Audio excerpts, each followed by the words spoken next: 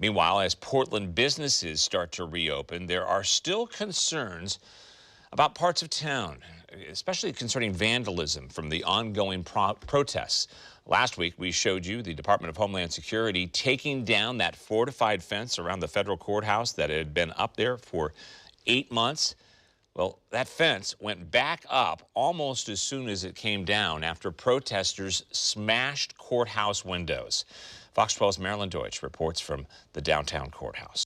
The fence is back up, the concrete barriers are back in place, and more plywood is going up to cover the broken courthouse windows. It was perhaps wishful thinking for the Department of Homeland Security to take down the fence.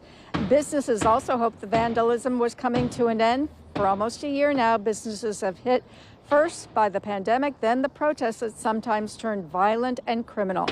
We spoke to Leanne Dolan, who owns Accrue Modern Stationers. She says the windows at her downtown store were smashed during a riot on New Year's Eve.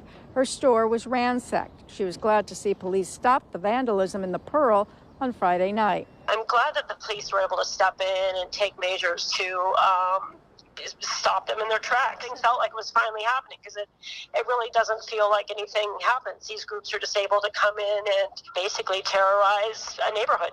Friday night, police used a tactic called kettling, where they surrounded the crowd of roughly 100 demonstrators and detained them, taking photos and names one by one. Those who refused were arrested. There were 13 arrests in all, ranging from failure to comply with a police officer to carrying a loaded weapon. But the ACLU and other civil liberties groups say kettling should not be legal, and they accuse the Portland police of violating protesters' First Amendment rights and trying to intimidate them. And they are asking the U.S. attorney to actually investigate this matter. In downtown Portland, Marilyn Deutsch, Fox 12 Oregon.